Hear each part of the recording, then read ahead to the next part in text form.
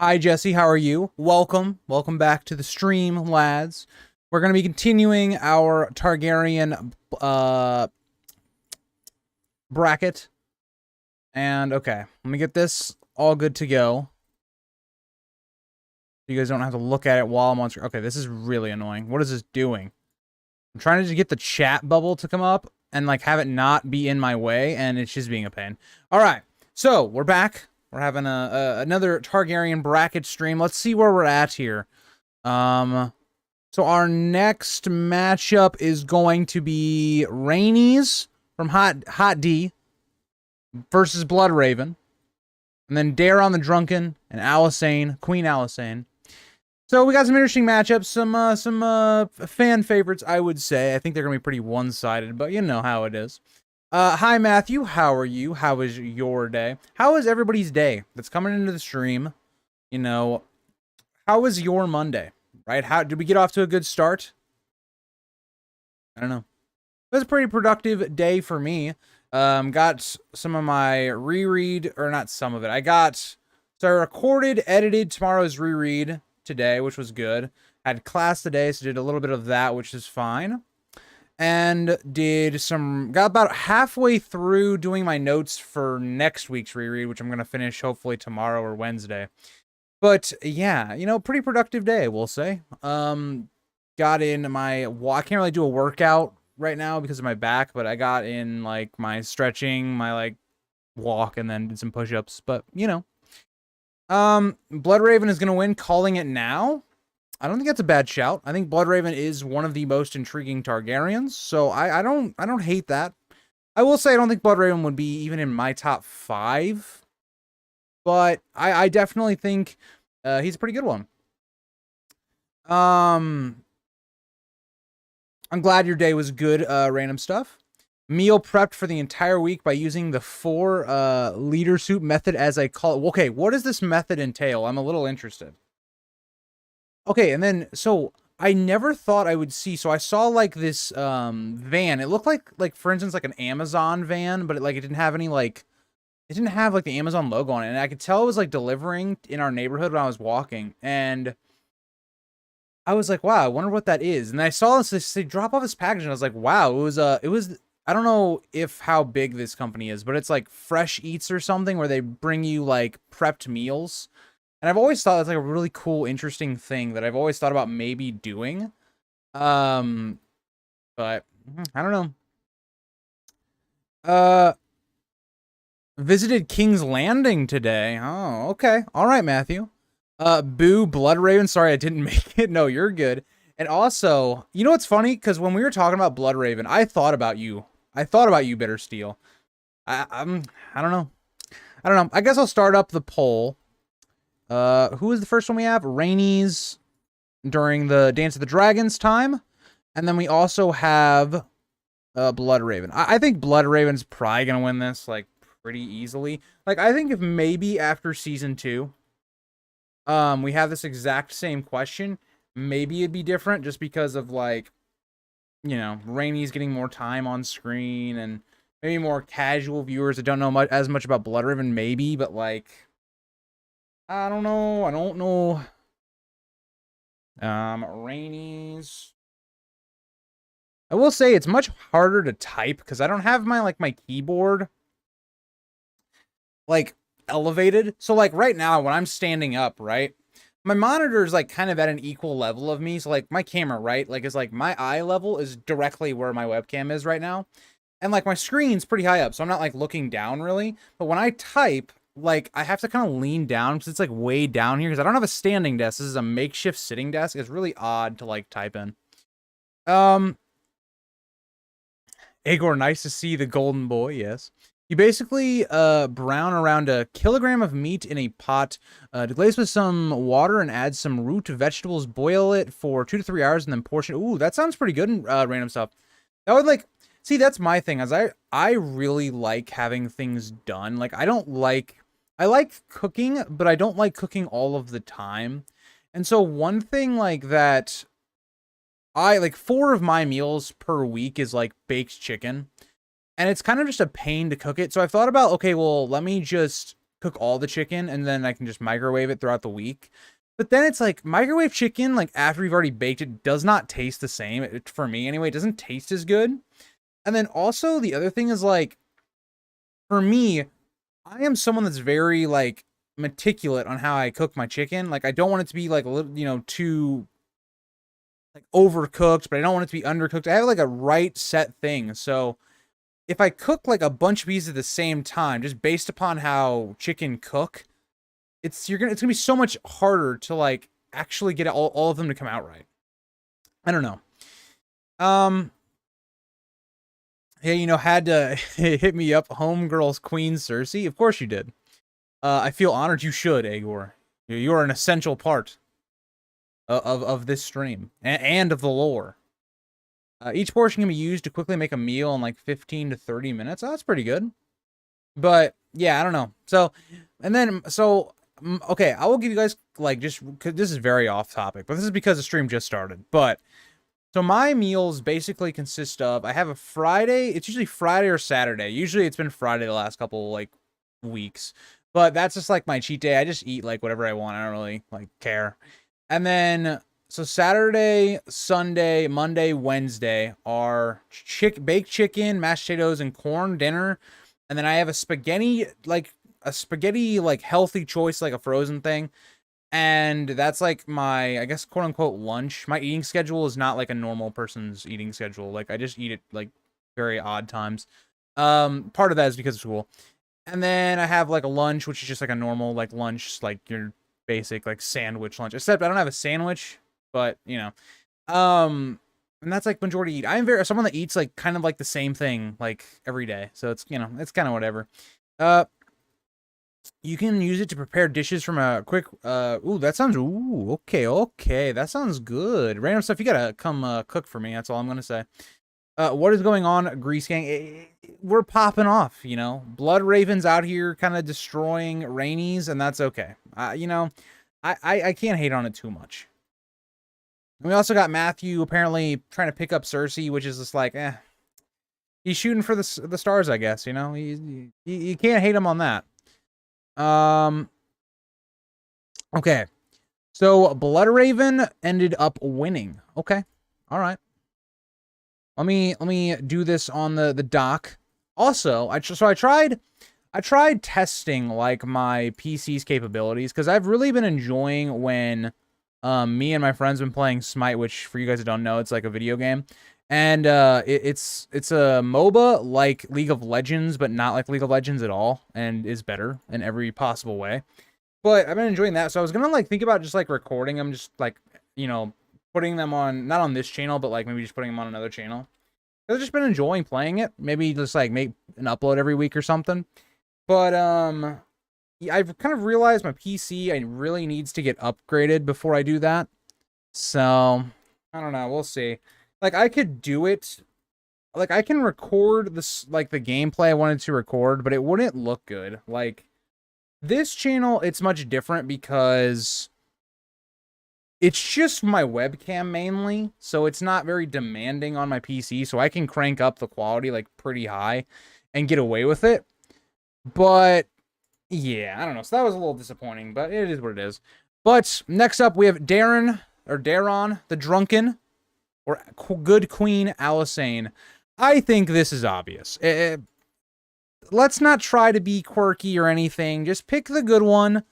You know, we have one of the most influential women for the Targaryens as a whole. Influential women just in general in Westeros. Probably the best queen of all time. Okay. And, yeah. So, just do it. Just do it. I love the Lannister Cougar. Oh, dear. With chicken, it works with just a whole chicken, though. I usually remove the breast and cook it separately. After the soup is done, all that's left is removing the meat from the carcass, and it's done. Ooh, that sounds very good. For the chicken, I usually just use it in a one-pot Alfredo or chicken. That sounds very good. Was King Daemon Blackfire one of the earlier ones I missed, or he doesn't count? Oh, no. So, he is still in here. Where's he at?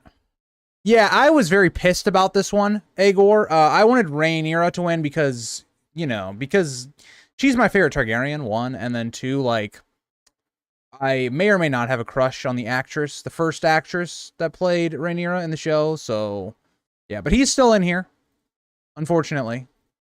Unfortunately, but yeah. So, enjoying what Matthew, I think I'm assuming you're referring to when I was talking about, so I've been enjoying playing a video game with my friends called Smite. But yeah.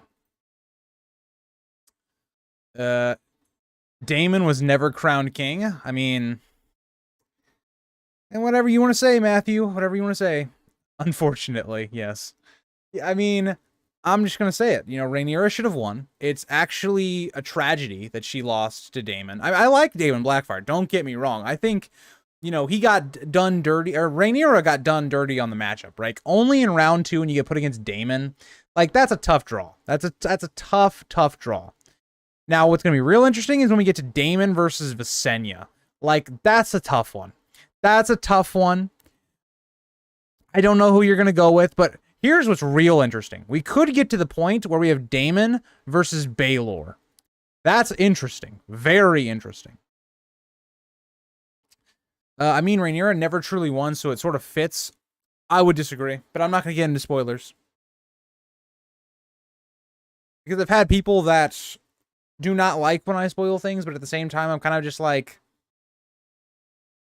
why are you watching? Okay, so this is something that I do not understand sometimes when people get mad when I spoil things. It's like, they're kind of going into a stream where it's like the best Targaryens, or it's like I'm talking about the lore, and it's like, it's kind of implied. Like, I'm just saying, right? Like, if you were watching Game of Thrones, right? And you went into a video because you hadn't read the books yet and you were like in season 4 of Game of Thrones, you wouldn't really go watch a lore video because you should be expecting that they're going to say things that are in the books that haven't happened yet. I don't know. Oh, speaking of the Beggar King, Ander, I did a video on the Beggar King today. I did a video on how he possibly could have won the throne. It was very similar to my videos where I did like, how does Robb Stark, for instance, win the throne, which I'm just going to say it. You know, after I did that video, there have been a lot of videos that are, you know, very similar to it. That's all I'm going to say. That's all I'm going to say. I'm joking, by the way, because it's a very common topic. But, yeah, so I'm doing a Viserys video kind of similar to that. Yeah, I know the Blacks ultimately come out on top, but Rhaenyra didn't live to see it, so from a certain point of view, she lost. This is true. This is true. I can't argue with that.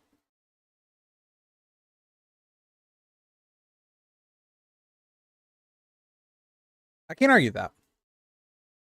Hey, Grease, did you see the actor they cast for Craig on Star? I have not, Marco. I will say, a lot of the House of the Dragon, like, casting stuff or, like, leaks of what's going to happen, I haven't looked into. For me, personally, just kind of want to go into season 2 with just an open mind, just not really knowing what to expect from the season. Like, I know the background or the information and what happens in Fire and Blood, more or less. But, yeah, I haven't really kept up to it. Well, I can't believe it. Gabi King, Daemon Blackfyre is best of best. Daemon Blackfyre is really cool. I like Daemon Blackfyre. I like doing videos about him and kind of the whole conflict. But I don't know. I do. Hey, Igor, you can't see it on stream. I don't think you shouldn't be able to. Hold on. Yeah, you can't see it on stream, but I do have like the House Blackfyre sigil on my wall. It's just like more that way. Hold on. It's right there. You can't see it that well, but it's that like red and black thing next to the Game of Thrones thing and the Stannis logo. That's the House Blackfyre sigil that I had painted. One of my ex-coworkers has done a lot of some of the painting on my wall. So I asked her to do the Blackfyre sigil, which I didn't expect she was going to actually be able to do, and she did it, and I was like, okay, respect. I give you some respect. We need more beef in the Song of Ice and Fire community? Nah. The only beef we need, the only beef. Ned and Ashara fans? Not good. No good. I'm joking. If you believe Ned and Ashara, you know, I respect your opinion, but I just cannot agree. I just can't. Or as I like to call him, Discount Jon Snow. Oh dear. The only wee beef we need is our play. That's true. That's true. Beef is so good. Beef is so good. Alex, see, I don't know actors. Like, that name means nothing to me. I have no idea who that is. If you showed me, if I looked that up right now, maybe I could, like, figure out who, like, put a, like, name to the face, but I don't know. Okay, good Queen Alysanne is barely winning, which is a little disappointing from you guys, first of all. But given what just happened, I'm assuming Bloodraven's going to destroy her, which is, you know, I'm not a fan of that. All right, so we have another banger. This is a absolute banger. So we have Dany versus Baelor Breakspear. I'm going to keep it a buck with you guys. I don't know who I'd pick for this one. Because, you know, Dany's cool and all. But it's Baelor, man. I don't know. I don't know. I'm just gonna, yeah. That is such slander. Hey, man. It is what it is. Baelor? Andor's going Baelor. I kind of respect that opinion. Alexander Draymond, who plays Uhtred in last game. Oh, okay. He's a fantastic actor, by the way. So, if that is who is playing Kragan, that's a pretty solid one. I will say, the two don't, if that is who it is, right, he doesn't really look like Jon Snow at all, so I don't get the comparison, but I don't know.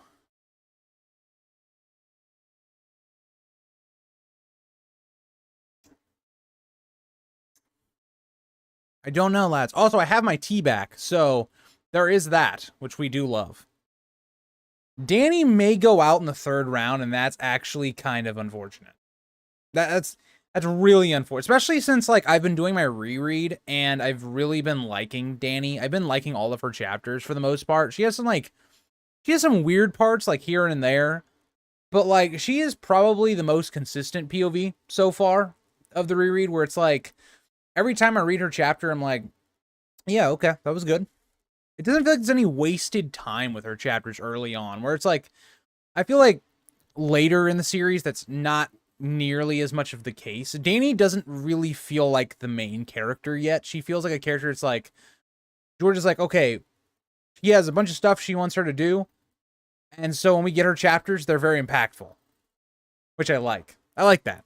I wish that was more kind of Dany later on in the series. I just think Dany has so many chapters where it's like, I get what the point of the chapter is, but there feels like there's so much, like, fluff in there. I don't know. I would be spectful that he cast him as Kragan. He's a bit older than the guy who's playing. Yeah, that's true. It would be kind of a weird dynamic, I do feel like.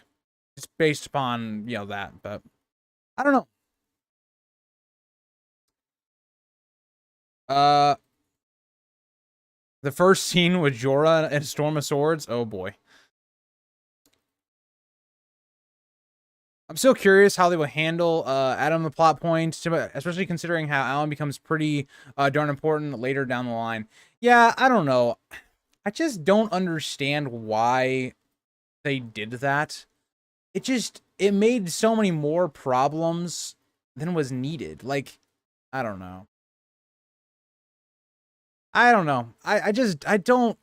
It's going to depend how they do it. I'm not going to judge it yet. It just feels like such a weird decision to go down this route where you open up this whole, like, Laenor's still alive thing, and then how does that affect things that go on? It just seems like something that should not have happened. Like, it's just one of those, like, head scratchers. Like, that's the same thing with Rhaenys in episode 9, where it's just like, why? Like, why? I don't understand why this was needed. Like, I understand why they did it, because they wanted the spectacle and stuff, but you didn't need it. Like, the tension was already at an all-time high. I don't know. Tom Taylor. That's who plays him, huh? Let me look up Tom Taylor. Tom Taylor.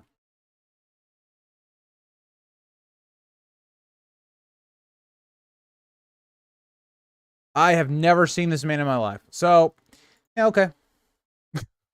Fair enough, I guess. Hot D is post season 4 Game of Thrones with forced. So yeah, I mean, Ander, I agree with you on that. I think House of the Dragon is like season 5 level, where there's a lot of good in there. Like season 5, when you go back and you watch it, it's really weird because you have a lot of good in there, and then on the side of it, you just have questionable like decisions. Like you just have questionable like things going on. Like, why did we have Jaime go to Dorne? I mean, there was a reason, right? To wrap up the Dorne kind of plot line, and then also for the Myrcella plot line. It was kind of like, okay, there's things going on that are kind of plot holes right now. Let's fix them. They didn't fix them really, but it just seems so questionable. And that's kind of how I feel about House of the Dragon, where it's like there's such good moments and there's such like good stuff going on, but then it's just undercut by a lot of things that are just so questionable. Like I just think about House of the Dragon right now, and the things I remember specifically is like the polar sides of it, right? I don't remember some of the stuff that's good, that's just not as memorable. Like some of the good stuff, right, is Alicent when she kind of has the green dress scene and she comes into the feast. One of the best scenes of the first season, in my opinion. It just has so much significance to the story. The symbolism's great. The music's great. And then it gets undercut by the Kristen Cole and Joffrey stuff. So that's how I remember the first season of House of the Dragon, where I've watched it, I think 3 times now, and it just seems like really good and then really bad. That's how season 5 kind of feels for me, where it's like you have really good, where you have a lot of Jon stuff in season 5 is pretty good. And then you look at the bad stuff and you're like, okay, Stannis just like the first half of the Stannis arc in season 5, pretty good, pretty interesting. Then the second half, as soon as he leaves the wall, it's just like, okay, this is kind of all right, whatever. Yeah, I don't know. It just, yeah, and I think House of the Dragon season 2 will be better than season 1, based upon the fact that I think so many of the flaws of the first season were built upon the idea that I think they were scared, I think, of not having spectacle, not believing that their dialogue and the tension, the political stuff was going to be enough to retain their audience or keep the attention of the audience. And I think if they wouldn't have done that, right, if they would have just trusted what they were doing, the great writing they were doing, the great storytelling they were doing at parts, it would have been better. Oh God, hit my mic. And then again, I agree with you, Jesse. Like the time skips was just something that this season needed more episodes. It needed probably 2 to 3 more episodes.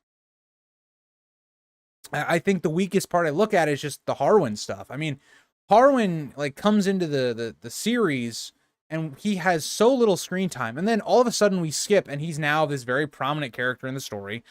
He's the father of Rhaenyra's children. Like, it just seems very jarring. Like, as a casual viewer, let's say you don't know the background to a character like Harwin and what's going on, it just seems like, how did this happen? There was no romantic like feeling between Harwin and Rhaenyra, and the two had barely had any interaction to begin with. So yeah, it was just really, really weird. And I agree with you, Ander, right? Like, I agree with you on so many levels. Like, for instance, right, we just got done talking, who just said something about episode 8? The Advocate just talks about episode 8, right? Where Viserys walking into the throne room is probably, I think for most people, their favorite scene of the first, like, season, right? I think it's probably a fan favorite. I love that scene. It has so much weight, so powerful.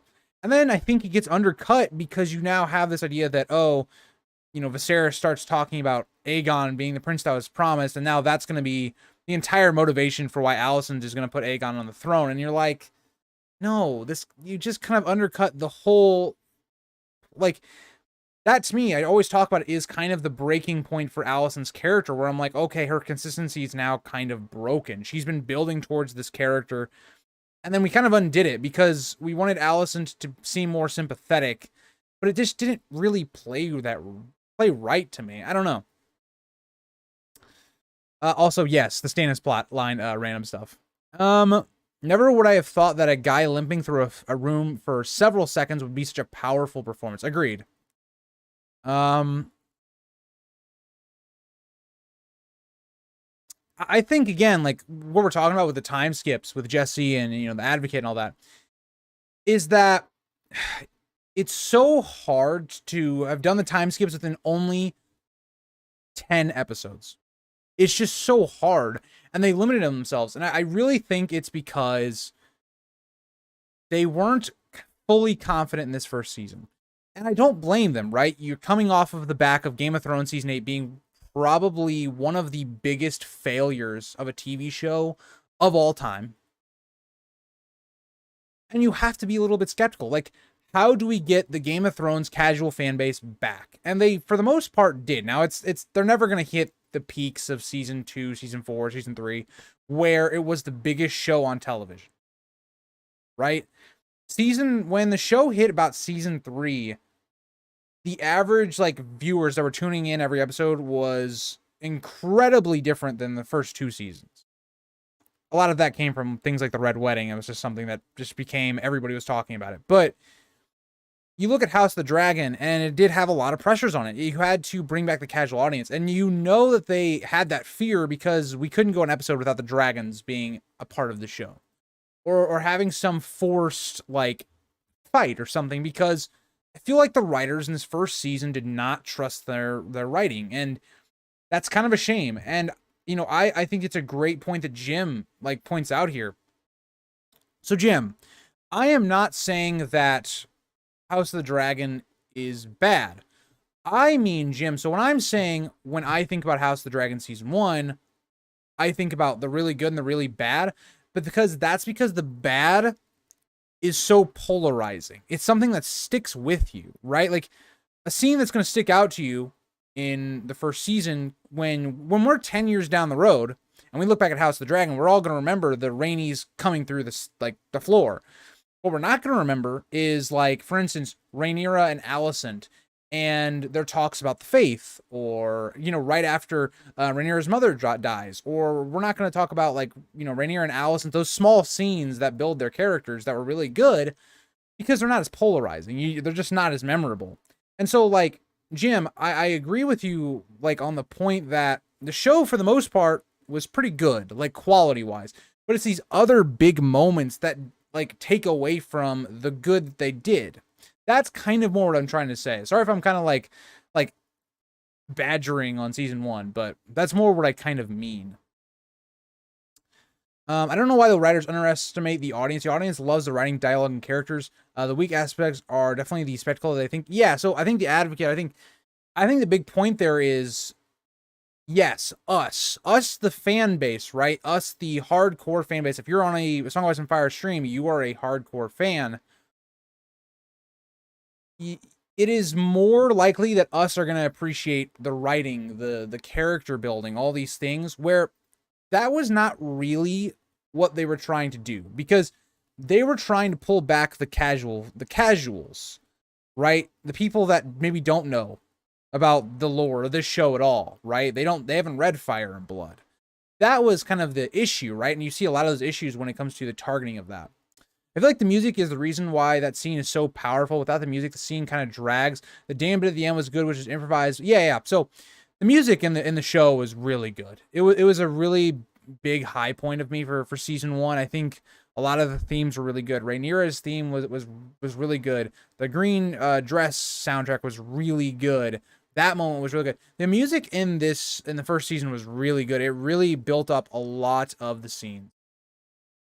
The Green Council episode, yeah, Ander, it was one of my lowest rated episodes of the season. I was just vastly disappointed by it.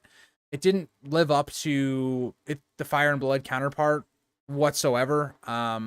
It just felt like the plot line just with Aegon and Aemond, I just didn't really enjoy it that much. I don't like this whole idea of the divide within the Greens. I'm just not a fan, and if you are, that's great. I just am not. Yeah, even, and that's the other thing, right? Is like Game of Thrones, the soundtrack was always good. It didn't like peter off towards the end. It was good at the entire time. the music was trying its best. Even when you look at the Long Night episode, where you have the others attacking Winterfell, or the White Walkers attacking Winterfell, the music in that episode is really good. Like really good. It really tries to make you feel a certain way. It's just the other things that were, you know, getting like logic and things like that. Yeah, it just didn't get there. I 100% agree with that, Ander. I 100% agree with that.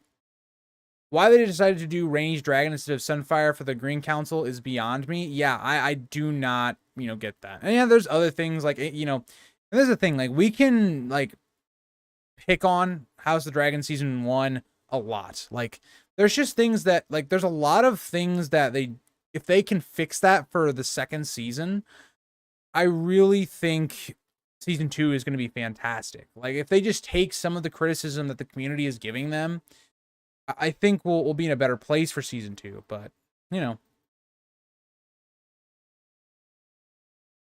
Yeah, random stuff. That is a good time as well. That's a good point.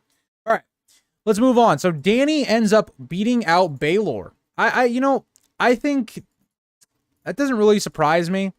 I think Dany's just more of a popular character, but we're now getting to Daemon Blackfyre versus Visenya. I don't know who I would pick for these. I think I would probably pick Visenya, for me personally. I just like her characterization more, and we just know more about her. We know more of, like, who she was as a person. Whereas Daemon, we've never really been, like, inside of what his beliefs were, what his thoughts were.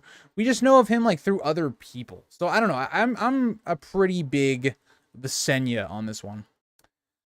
I'm pretty sure Ryan Connell once said he doesn't care about the fans, about what the fans think, or was it Benioff? I don't know if I don't think Ryan, I don't know if Ryan Connell said that, but I think Benioff probably did.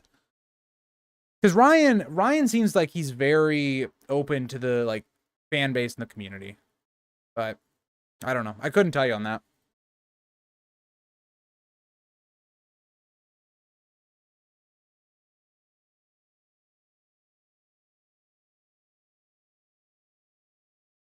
And while we're on the point of House of the Dragon, I talked a lot about the negatives, so let's talk about some of the positives of Hot D Season 1. A lot of the positives, they took a character like Viserys, who is somewhat similar to, like, Robert Baratheon, but has far less personality, is far less intriguing, in the book anyway, and made him a very compelling character. Probably the best character of Season 1 when it comes to an actual characterization, a consistent character. Really good on that point. Again, we also talked about music, but the visuals were good in this series so far. The costume design, I think the costume design was fantastic at parts. So that was really good.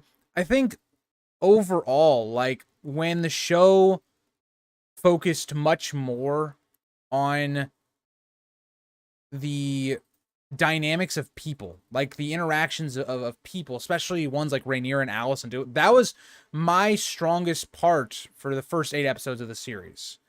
That was really good in Season 1. I really think the first episode in general, I really enjoyed. I thought they did that episode really, really good. I'm just trying to think on things that I remember. The dynamic between Daemon and Otto, I thought, was really good throughout really the entire series. That was really good. Trying to remember things that I think the dragons looked pretty good, and I think I like that they gave the dragons personality. I thought that was a really nice touch. I'm a big fan of them kind of putting into that the dragons and Targaryens are kind of linked to a degree. I know that they ended up using that for Aemond at the end of the season, like him being connected with Vhagar and not having that control, which I wasn't really that big of a fan of. But I do like that there is more to it than just, oh, I have Targaryen blood, which means I can ride a dragon. I do like that there's more to it, I guess. If the House of the Dragon part of Fire and Blood was written like a Song of Ice and Fire, who would be the POV character? That's interesting. So Otto Hightower definitely would not be one. So let's say we get to... So we start with, let's say, episode 1, right? We're at that part of the story. I think Rhaenyra would definitely be a POV. She would be kind of our Dany POV. I don't know if Daemon would be a POV because you'd probably want to keep a lot of his mystery to his character, which would be interesting. So I think maybe not Rhaenyra, or not maybe Daemon. So Rhaenyra, see, early on there's not a lot of choices. I would say probably Rhaenyra and Alicent would be good ones. Corlys would be a good one. I really like that one. That's a good one. Corlys would be another POV. It would change as the series goes on, by the way. It would change. Because once you start getting to Rhaenyra's kids, I think you would definitely have, like, a Jace POV. You'd have probably Luke being, like, an epilogue POV, probably. Or not an epilogue, because you can't have an epilogue. But if you broke it into, like, series, you'd probably be... Luke would have, like, one. I think Aemond being a POV would be something we would definitely get. I don't know if we get Aegon, but I think Aemond would definitely be one we would get. Yeah,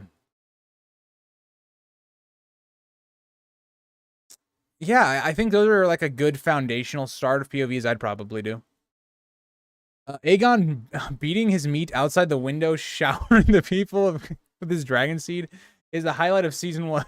Whoever wrote that deserves a raise. I don't know who, like, can you imagine, right? Because you're just sitting here, right? You're sitting in a writing room and you're like, you know what? Let's just have Aegon just like jerking off, like right outside the window. Like, that's wild. Like, that's just wild.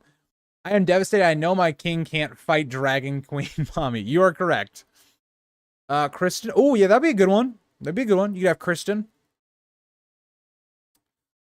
Honestly, the battle above the gods, I would have to be from Daemon's POV. I mean... Yeah, I agree. I agree. So maybe, here's what we do. Just like how we have, like, Luke having, like, one last POV right before his death, we have, like, Daemon, like, his last POV is his death chapter. No, that'd be cool. Because I don't think you can have Daemon being a POV. He's kind of a character, kind of like Littlefinger and Varys, where it's like, there's so many things that Daemon could or could not be involved in that I think you'd want to keep his character more mysterious. You wouldn't want to, like, know what's going on in his head.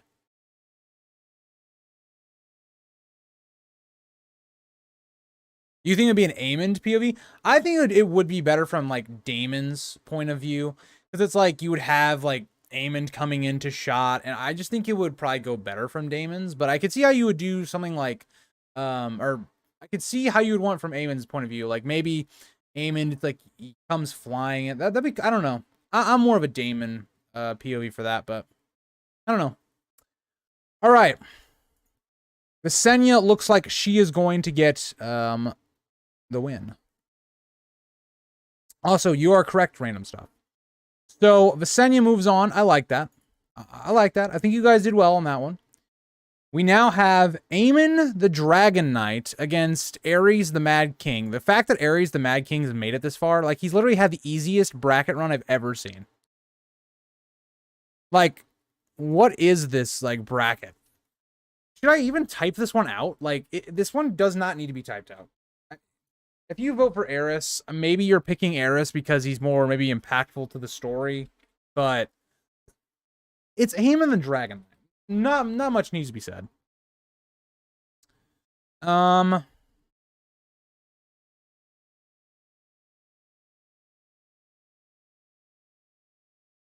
know what, Matthew? Everyone lost. How about that? How about that?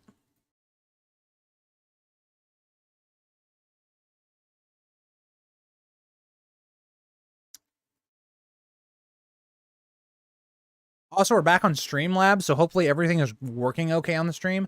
Also, last week's stream, my audio is so quiet, and not one of you said a dang thing. Well, Mar did. Mar said something, but, you know. Also, where is Ashley? Where is this mod at? Matthew's having to, like, on his back carry moderation for the stream. What is going on here? What is going on? But yeah. Okay, hold on a minute. Hold on. So you're telling me two people in this chat have voted for Ares. If you have voted for Ares, I really need I really need to know why. I need to know why. Poor King Daemon. He's such a great guy that needs more love. You know, he does need more love. I agree. He gets a bad rep.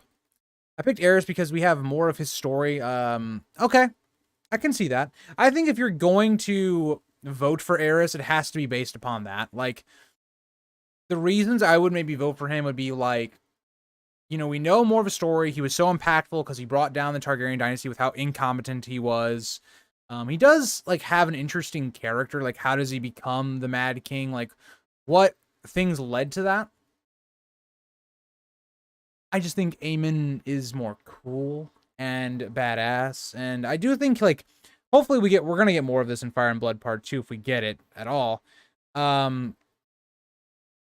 We'll get more of like that dynamic with Aemon, Nerys, and so that'll be interesting. And with Aegon, the Unworthy, but you know, I can see it.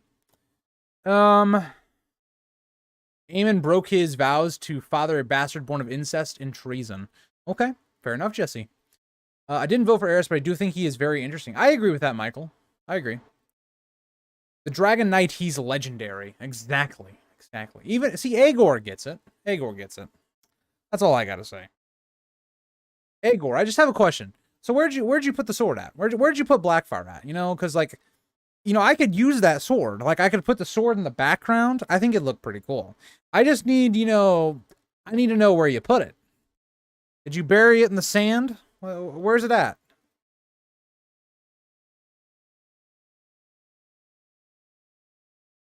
Like, I have a sword, and I'll show it when I do my Halloween costume. When I do a little bit of a reveal. But, you know, getting a Blackfire would be pretty cool, pretty cool.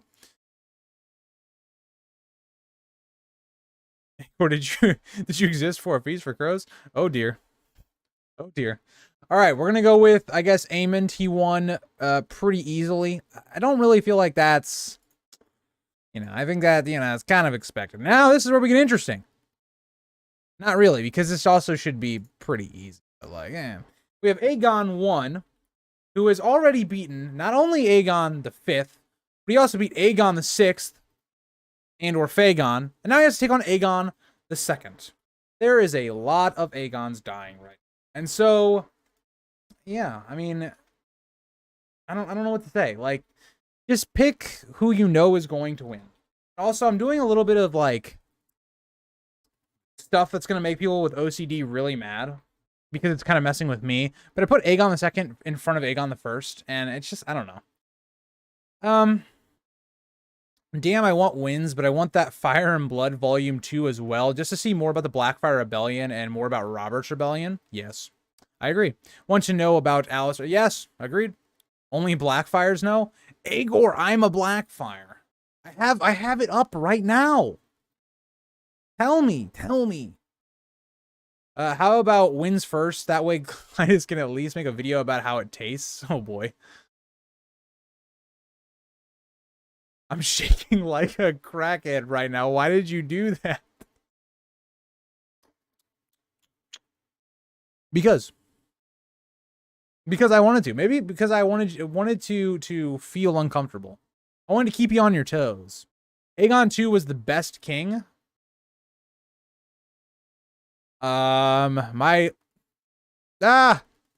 where's the chat go? Okay. My Targaryen king ranking would not agree with you on that, but yeah, that's all I'm gonna say. But yeah, I'm kind of at a point where it's like Winds of Winter, just I don't know when we're ever gonna get it. But Fire and Blood Part 2, I know my boy George likes making his lore books. He could drop it. I wouldn't complain. No complaints here. I'm a Fire and Blood 1 enjoyer. So, you know, Winds is never coming out. That's definitely a possibility. I won't deny it. That is a possibility. It's a very unfortunate possibility, but it could happen, unfortunately.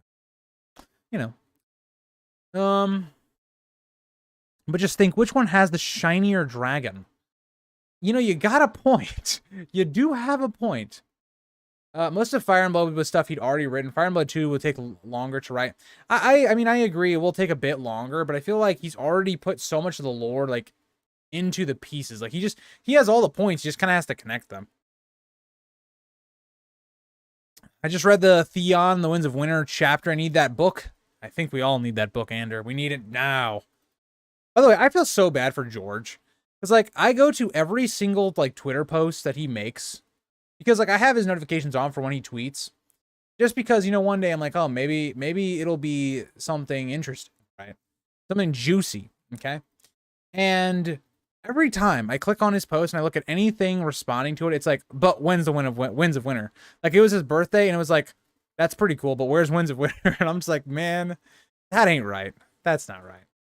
Here's a question for you, Grease. If George could write more on a Song of Ice and Fire, like a Song of Ice and Fire series, what topics would you want him to write about?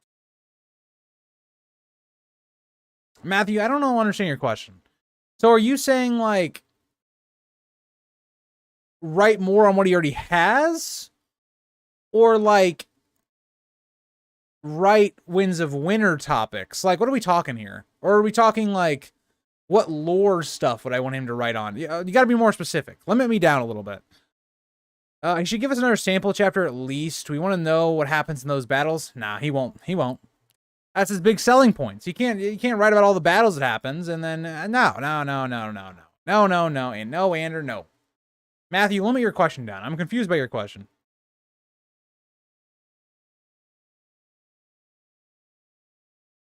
Also, Aegon the First is winning, and that makes me happy.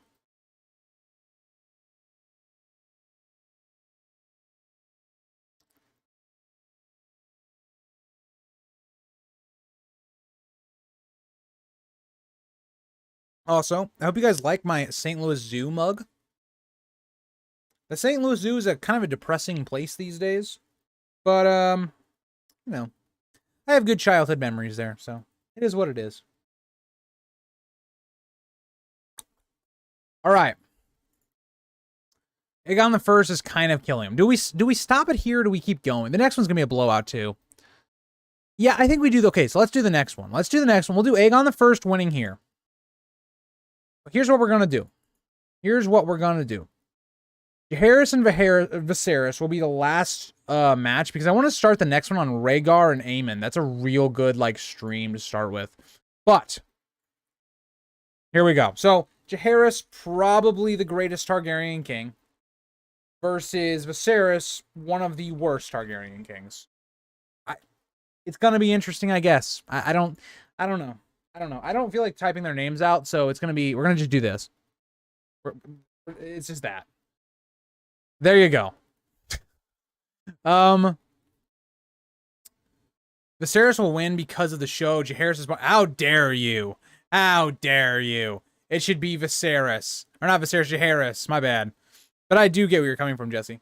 Like, themes of books about written, like the Game of Thrones series with POV, like the Blackfire Rebellion, Nymeria, and the ships, Dance of the Dragons.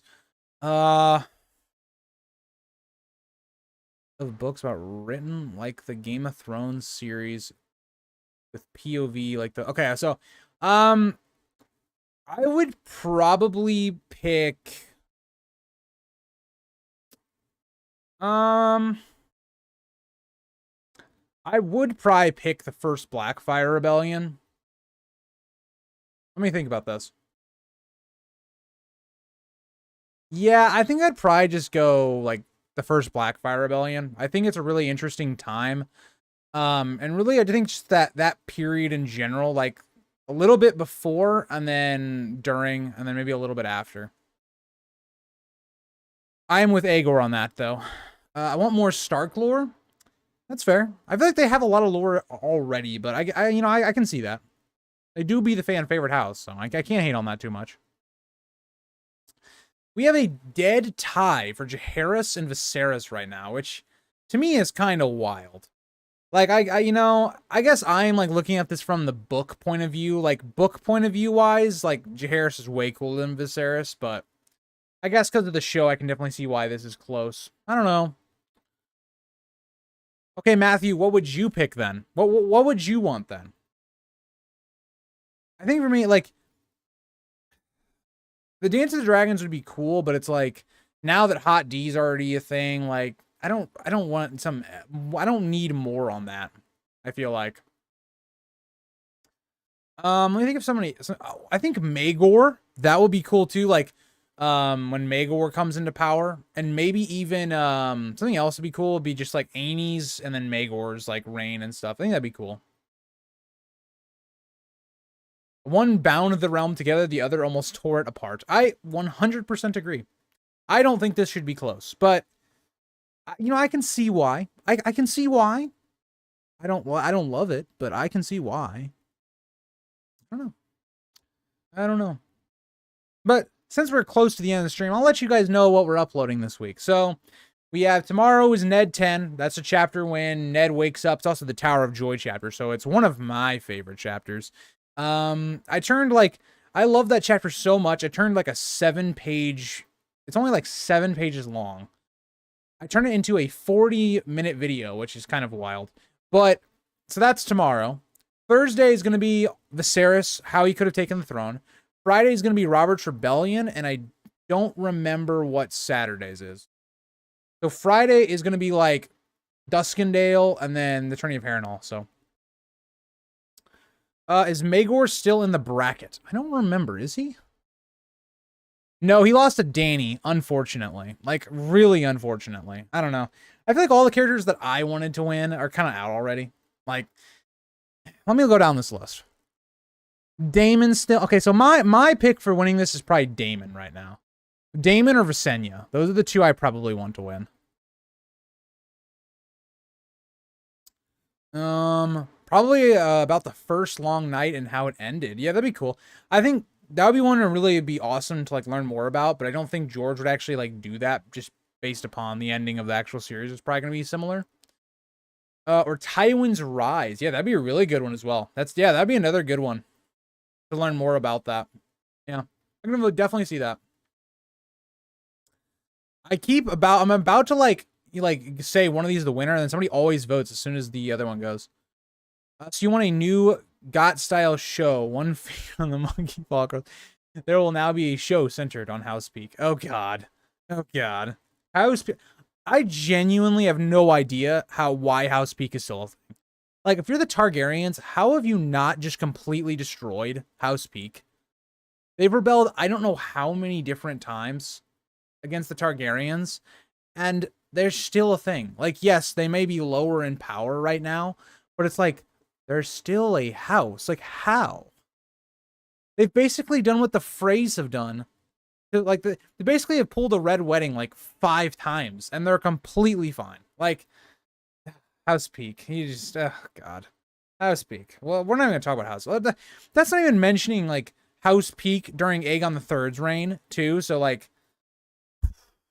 House Peak, man. They are a menace to society. That's all I have to say. All right, if you are in the stream and you have not voted, you have the opportunity to sway the vote. I'm going to give it like 2 or 3 more minutes for someone to vote to sway it, and then I'm going to choose. And you don't want me to choose. I don't even want to choose, because then I'm responsible for one of these characters going down. And I don't want the responsibility. I want you guys to be the blame, right? When people are like, well, why is Rhaenyra all the way down here? I'm like, well, because you guys just don't like women. There you go. 12 watching, 12 votes. That's it. All right. You have Alpha, you've told me what must be done. Harris is winning. Sorry. He's the GOAT Targaryen king. You can't make this list and have Viserys beat him. That's just not right. But yeah. All right, lads, thank you for joining the stream. We're getting very close to the end. We're about 79% through, so probably next stream we might actually finish. So this might be the second to last one. But thank you guys all for joining the stream. I hope you all enjoyed, and I will see you guys